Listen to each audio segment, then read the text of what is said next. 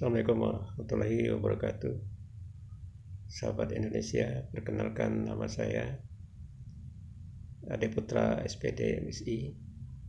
Saya adalah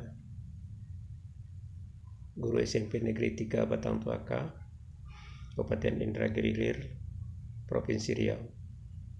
Saya merupakan calon guru penggerak angkatan 10 dari Kabupaten Indragiri Hilir, Provinsi Riau, dan sekarang masih dalam proses pendidikan berbagai modul, step demi step, langkah demi langkah telah kita lalui, dan alhamdulillah hal ini sangat bermanfaat, luar biasa, menambah energi, merubah cara pikir yang membuat saya semakin mencintai profesi ini, semakin mendalami jiwa-jiwa tulus sang anak didik.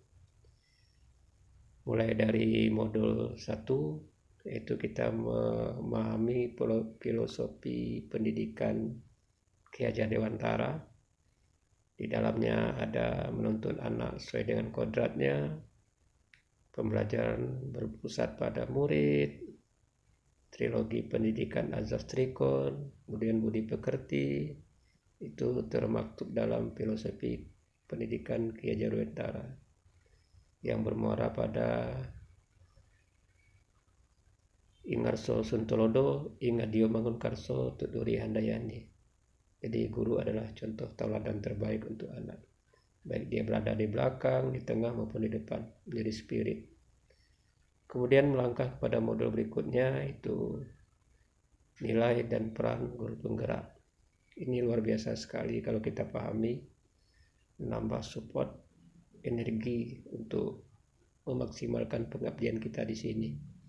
Jadi nilai guru penggerak itu ada berpihak pada murid, mandiri, reflektif, kolaboratif, inovatif. Kemudian peran guru penggerak itu ada menjadi pemimpin pembelajaran, mewujudkan pemimpinan murid, mendorong kolaborasi, menjadi pelatih bagi guru lain. Kemudian kita dituntut untuk menggerakkan komunitas. Selanjutnya masuk kita ke modul berikutnya, yaitu setelah kita pelajari visi guru penggerak, juga ini luar biasa sekali, menambah pemahaman saya, visi yang kita bentuk kemudian akan kita aplikasikan dalam kehidupan kita, terutama dalam profesi kita. Di visi guru penggerak kita dituntut untuk menuntun anak sesuai dengan kodratnya, kodrat alam, kodrat zaman, bahwa setiap anak itu punya potensi, punya talenta yang mesti kita kembangkan, suburkan, karena anak itu sudah punya kodrat. Makanya guru itu mestinya seperti petani kebun yang bisa merawat dan mengembangkan. Kalau anak itu nanti ketemu di pada tanah subur, maka akan kembanglah dia. Begitu juga kalau tanahnya gersang, maka bibit tadi akan tak kehidup. Begitulah kodratnya. Kemudian di dalam visi guru penggerak juga pembelajaran berpusat pada murid. Kita jangan akan jadi lagi anak itu sebagai objek, kita harus jadikan mereka subjek. Dan trilogi pendidikan azas trikon, kemudian budi pekerti. Nah, sekarang kita masuk kepada modul 2.1 atau modul 2. Itu lebih kepada budaya positif. Selanjutnya kita dalam budaya positif itu bagaimana kita menerapkan hal-hal yang bisa membangun jiwa anak, bisa membangun kepribadian anak, dengan berpatokan kepada cara kita untuk memahami jiwa-jiwa tulus tadi, menyelesaikan hal-hal yang bermasalah pada anak.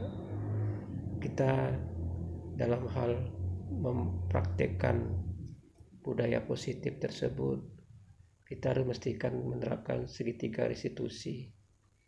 Di dalam segitiga restitusi tadi kita kalau bisa berusaha lah untuk jadi manajer. Jadi jangan lagi kita menjadi penghukum. Sekali-sekali bolehlah kita jadi pemandu. Makanya cara pendekatan kita kepada permasalahan setiap anak mestinya jangan cepat memvonis, dicari sebab musababnya, bahwa mereka melakukan itu ada sebab, ada faktor. Jadi jangan mereka jadikan terdakwa. Dan hal ini kalau kita terapkan pada dunia pendidikan, insya Allah anak-anak akan menjadi lebih semangat, lebih termotivasi, karena pendidikan itu adalah membentuk karakter, menanamkan kepribadian, menumbuhkan motivasi, dan membahagiakan mereka. Dan harapan kita ke depan bahwa dengan penerapan budaya positif tadi, itu banyak hal di dalamnya, ada kesepakatan kelas. Itu juga nanti diharapkan, bahkan kita bersama-sama, khusus saya pribadi, bisa menjadi tauladan bagi anak. Karena contoh terdekat itu adalah gurunya. Dan semuanya bisa anak lihat langsung dari kita. Bagaimana kita bisa mendidik anak. Maka diri kita lah contoh terdekatnya. Sederhana saja. Misalnya disiplin. Kita tidak mesti harus berkuar-kuar mengatakan anak pulang tepat waktu, datang tepat waktu. Jangan ini, jangan itu, tidak usah. Kita yang disiplin dulu. Datanglah tepat waktu. Kalau perlu di awal waktu. Begitu juga jam-jam tertentu. Disiplin kita, misalnya eskul, kita bina dia.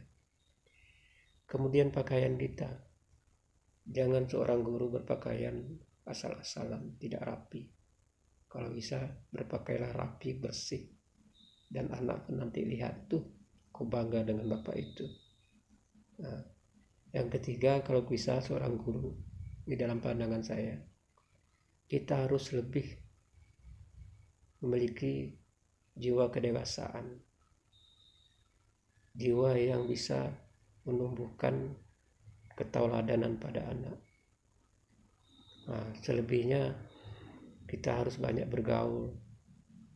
Jadi jangan hanya kerja kita saja kita urus, jangan hanya sekedar ngajar saja.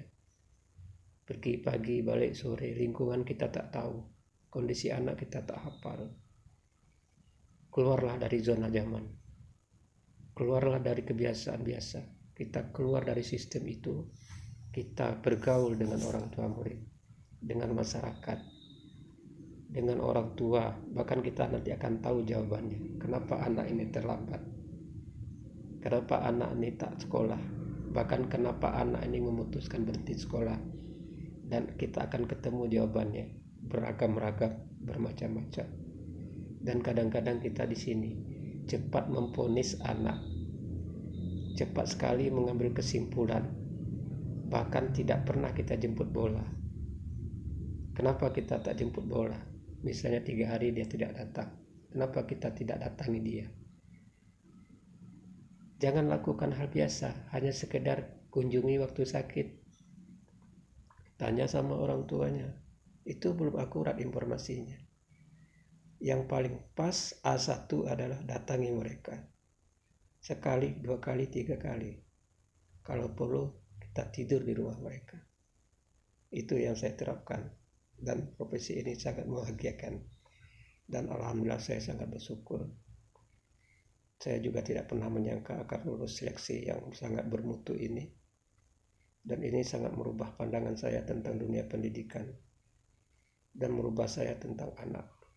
Bahkan saya sekarang mengatakan, saya bangga jadi guru Indonesia untuk pendidikan lebih baik.